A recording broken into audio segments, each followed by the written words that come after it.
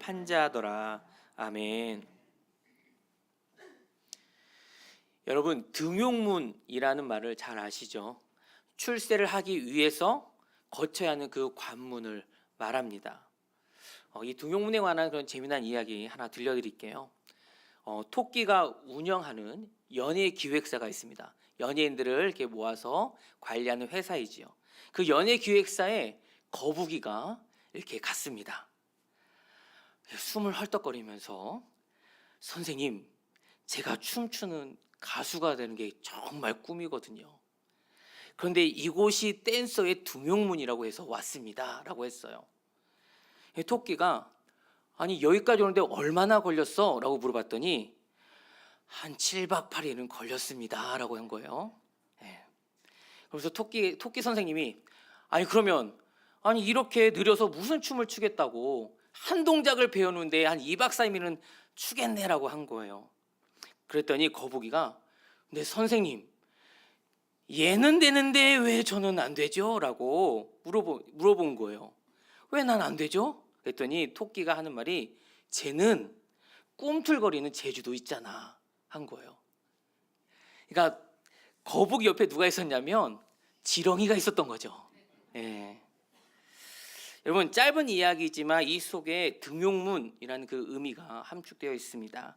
이렇게 예나 지금이나 세상에서 좋은 선생님을 만나려면요, 돈이 있거나 또 타고난 재주가 있거나 또는 걸맞는 그 시험에 합격하는 그 방법들이 있습니다.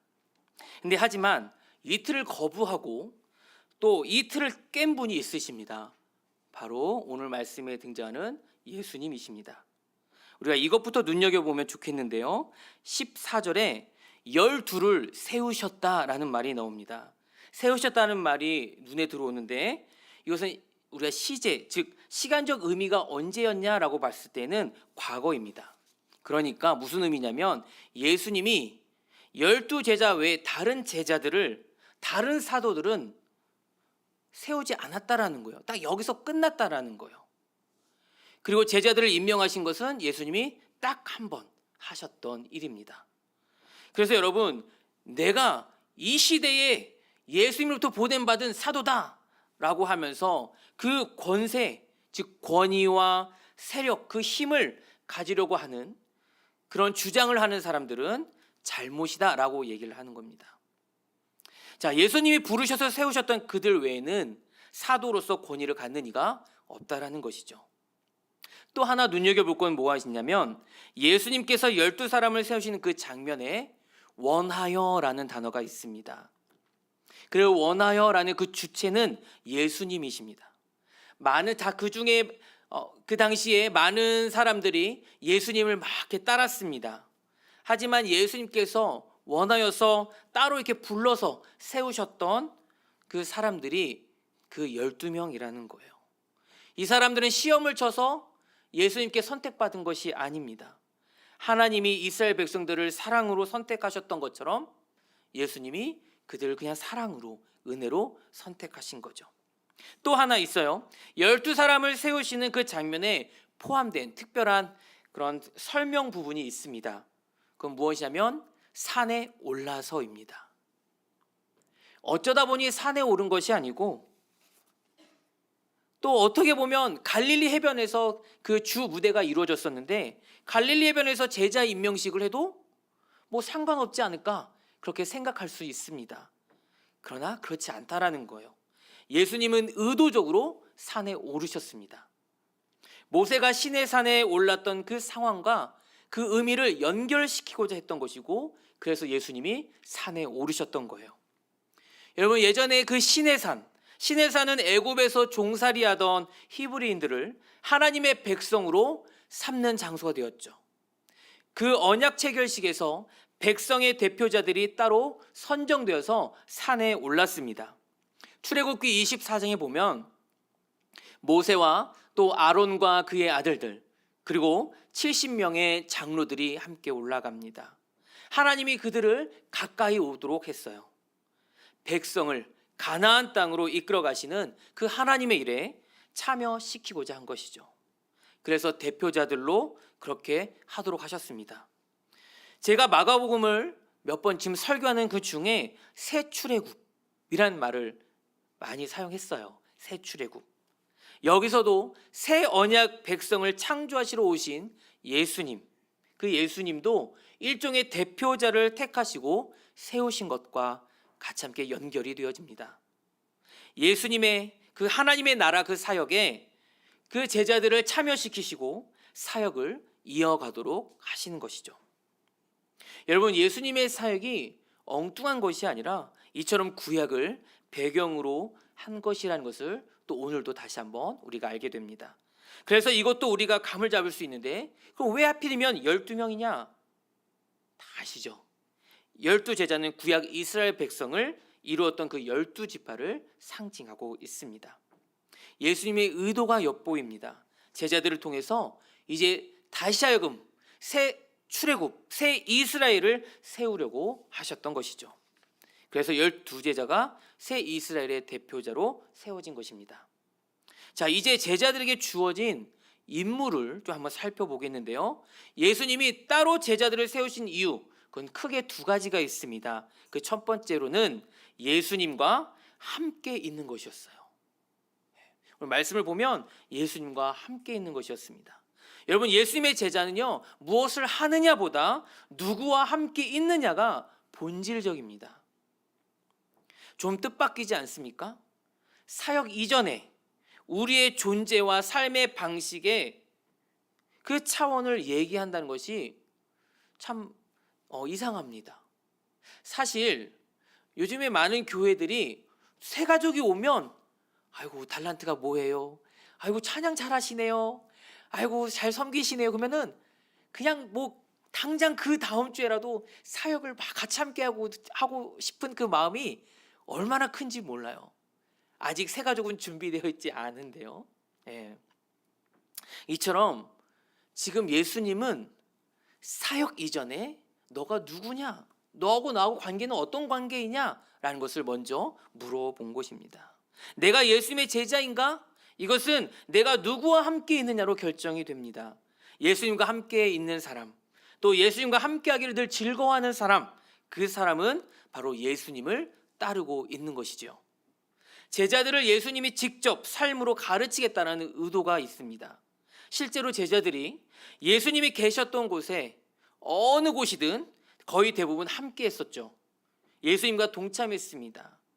그 모든 시간을 통해서 하나님의 뜻을 배워 나갔습니다. 제자들은 예수님과 함께 살면서 그분이 누구이고 또한 자신들은 누구이면서 또 무엇을 해야 할지를 알 수 있는 그 좋은 기회를 부여받은 것이죠. 우리는 예수님이 우리와 함께 계시지 않죠. 그렇죠? 몸으로 계시진 않습니다. 실제로는 그렇게 뒤를 따라갈 수 없습니다. 하지만 그래서 마음의 중심의 차원에서 중요하다는 것입니다. 내가 사는 이유가 예수님 때문이고 또한 예수님을 향한 것인가? 그것을 우리가 오늘도 말씀을 통해서 점검해 보는 것이죠. 여러분이 만약 예라고 결단한다면 그것은 삶의 태도와 방식으로 나타나게 되어 있습니다. 돈보다 명예보다 세상의 어떤 그 즐거움보다 예수님을 선택하고 예수님을 사랑하는 모습으로 말이죠. 사랑하는 성도 여러분, 내가 사는 이유 예수님 때문이길 주님의 이름으로 축복합니다. 제자들이 세워진 두 번째 이유는요, 이제 사역 부분으로 나오는데요, 보내지기 위하여 또 보냄받기 위하여입니다. 구체적으로 하나님의 나라를 전파하여서 그 나라의 다스림이 나타나게 하는 것을 이제 제자들로 하여금 가르치고자 하는 것이죠. 우리 14절과 15절 말씀을 한번 보도록 하겠는데요. 이에 12를 세우셨으니 이는 자기와 함께 있게 하시고 또 보내사 전도도 하며 귀신을 내쫓는 권능도 가지게 하려 하심이러라. 아멘. 예수님 우선 제자들을 자신의 곁에 머물게 하셨어요. 늘 동행하도록 그렇게 제자들을 이렇게 세워나갔습니다. 그런데 동시에 보내시고자 제자들을 또 선택하셨다는 겁니다. 보내시는 목적은 두 가지인데요. 첫 번째, 전도하도록입니다. 무엇을 전파합니까? 하나님의 나라를 전파하는 겁니다. 하나님이 이 세상을 다스리고 계신다. 하나님이 이 세상의 왕이시다라는 것을 전하는 것입니다. 그리고 이 일들이 예수 그리스도를 통하여 지금 이루어져 가고 있다라는 것을 전하는 것이죠. 이렇게 하나님의 나라, 그 하나님의 통치를 선포하고 가르치게 되면 어떤 일이 일어날까? 어떤 일이 생길까? 그것이 오늘 말씀에 기록된 대로 대표적으로 귀신이 쫓겨나갑니다. 왜 귀신이 쫓겨나갑니까? 왜 귀신이 쫓겨나갈까요? 그것은요, 하나님이 다스리시기 때문에 그렇습니다. 어떻게요? 하나님의 의와 평강의 통치가 그 안에 역사하시기 때문입니다. 또 귀신뿐 아니라 나를 점령하는 그 모든 것, 얽매게 했던 그것들로부터 해방이 되어집니다. 그래서 이제는 주인이 바뀌는 거예요. 주인이 바뀌는 겁니다. 더러운 영이 아니라, 돈이 아니라, 우울이 아니라 나의 주인이 바로 하나님이 되심을 우리가 인정하게 되는 것입니다. 제자들이 예수님으로부터 위임받은 사역, 그리고 오늘 교회의 사역이, 이 핵심은 변하지 않습니다. 참된 주인을 알려주는 것입니다. 그 주인을 영접하게 하는 것이죠. 그러면 그 하나님의 다스림을 전인적으로 그 사람이 받게 될 것이고, 삶의 모든 영역 속에서 그 질서가 자리 잡혀갑니다. 하나님의 질서가 자리 잡혀가고요, 또 그것이 바른 모습으로 회복되어 나갑니다. 여러분, 이런 존재 방식과 또 그 사역 가운데 부름받은 그 제자들이 실제로는 어떤 사람이었는가 여러분 궁금하지 않습니까? 아까 등용문 이야기하면서, 그죠? 지렁이도 재주가 있으니까 뽑혔잖아요. 그죠? 그런데 이 제자들은요, 예수님이 부른 그 제자들은 실제로는 약점투성이었습니다. 저마다 단점과 한계를 가지고 있었어요. 그럼에도 예수님은 그들을 부르셨습니다. 그리고 그들이 정말 제자가 되어가도록 예수님이 만들어 가신 거예요. 12의 명단을 보면 특이하게도 별명이 있는 사람들이 있습니다. 이 별명들은 제자들의 단점을 이렇게 좀 드러낸 부분입니다. 먼저 베드로부터 볼까요? 본명은 시몬인데요, 베드로는 새로운 이름으로 이제 받게 됩니다. 실제로는 돌입니다. 돌. 나중에 반석이다라고 얘기를 하지만 돌입니다. 좋은 별명, 좋은 이름, 솔직히 그렇게 들리지는 않습니다. 자, 4장에 나오는 4가지의 밭의 비유와 연결이 되어집니다. 여러분, 씨앗이 돌밭에 떨어지는 경우, 그 경우를 예수님이 말씀하신 거예요. 뿌리를 못 내리니까 싹이 조금 나오다가 어떻게 됩니까? 말라버리는 거예요. 여러분, 시몬을 제자로 세우실 때 이와 같은 상태였다는 것을 예수님이 의미한 겁니다. 돌밭 같은 상태, 그렇게 베드로가 출발한 거예요. 여러분, 제자 후복감으로 어떻게 괜찮습니까? 좀 우리가 생각하기에는 그럴 수 없을 것 같은데 그렇게 제자로 이렇게 선택하십니다. 그런 시몬을 예수님이 어떻게 하셨는가? 옥토로 바꾸어 나가셨어요.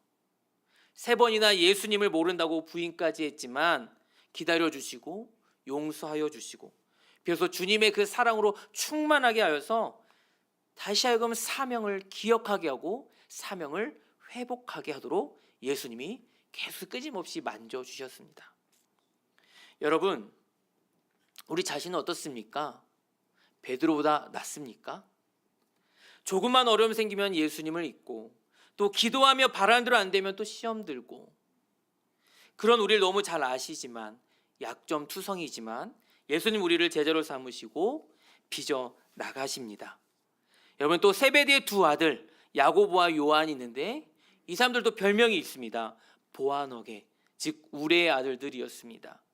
여러분, 이들의 성질이 어땠을 것 같습니까? 성질이 급해서 욱하고 버럭 화내고 남의 말 끝까지 듣지 않고 자기 주장대로 안 되면 못 참고 다른 사람들 인정하는데 인색합니다. 여러분, 마가복음 9장 38절과 39절을 한번 보도록 할까요? 요한이 예수께 여짜오되, 선생님, 우리를 따르지 않는 어떤 자가 주의 이름으로 귀신을 내쫓는 것을 우리가 보고 우리를 따르지 아니함으로 금하였나이다. 예수께서 이르시되, 금하지 말라. 내 이름을 의탁하여 능한 일을 행하고 즉시로 나를 비방할 자가 없느니라. 아멘. 이런 상황이에요. 제자 이외에 어떤 한 사람이 예수님의 이름으로 귀신을 쫓아내는 그런 장면을 본 겁니다. 요한이 어떻게 했습니까? 막았습니다. 한마디로 야 네가 뭔데? 네가 뭔데 이러고 있어. 우리도 안 하고 있는 것을. 요한이 들이댄 이유는 그거는 우리를 따르지 않기 때문이라는 이유였습니다. 그러니까 우리와 같은 한 공동체로서 같이 함께 한 무리가 되지 않았기 때문입니다. 하지만 예수님은 그 태도가 틀렸다고 교정해 주십니다. 금하지 말아라. 요한에게는 특권 의식이 있었습니다. 또 자기 중심적인 게 있었어요. 하지만 이런 행동은 예수님의 생각과 거리가 먼 행동입니다. 역시 예수님은 한 성질머리 하는 이 야고보와 요한을 더 가까이 두고서 계속해서 데리고 다니셨습니다. 여러분, 예수님은 단점이 뚜렷한 그들을 오히려 더 양육하고 계셨던 겁니다. 깨달으라고, 변화되라고, 성숙해져 가라고. 그렇게 해서 계속 예수님이 데리고 다니십니다. 여러분, 이제 말씀을 다시 전체적으로 한번 짚어보겠습니다. 크게 두 가지였는데요. 첫째는 제자 공동체가 근본적으로 무엇을 해야 하는가, 거기엔 답이었습니다. 그 답은 하나님 나라 그 복음 전파, 즉 하나님 나라 그 다스림을 전하고 가르치기 위해서 제자들이 세워졌다는 것이고, 또 하나님의 통치를 삶의 모든 영역에서 받아들이게 된다면 우리의 삶의 주인이 바뀌어서 예전에는 사탄의 그 권세 아래 있던 그 안타까운 그 죄인들이 이제는 그 주인이 누가 됩니까? 하나님이 되시는 거예요. 그래서 그 죄로부터 해방을 얻게 되는 것입니다. 그래서 예수님의 사역 그 본질의 새 출애굽 사역을 우리가 계속해서 엿볼 수 있는 것입니다. 깨어진 관계가 회복되어져 갑니다. 하나님과 나와의 관계가 회복되어지고, 또 내 자신이 나를 되게 미워했었는데 참 나는 뭐지 보잘것 없다고 난 느껴졌었는데 점점 하나님이 나를 사랑하시니까 내가 나를 올바르게 볼 수 있는 그런 회복이 일어납니다. 또 나와 다른 사람과의 그 관계가 같이 함께 또 그 관계가 회복되어져 가죠. 세상에 대해서 바른 가치관과 방식을 이제 찾아갑니다. 둘째는 저와 여러분이 흠이 많은 제자라는 사실입니다.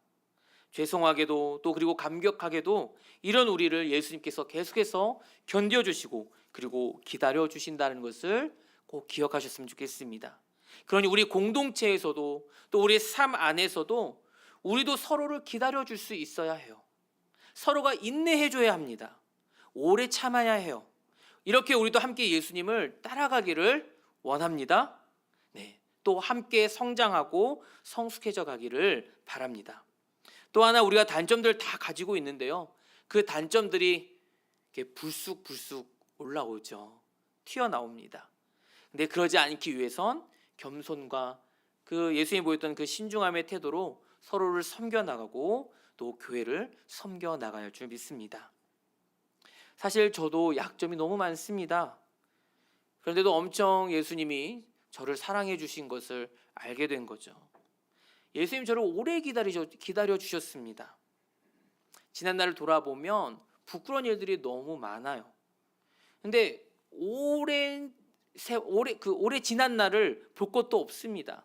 그냥 최근에도 여전히 그 부족한 부분들이 참 많이 드러났습니다.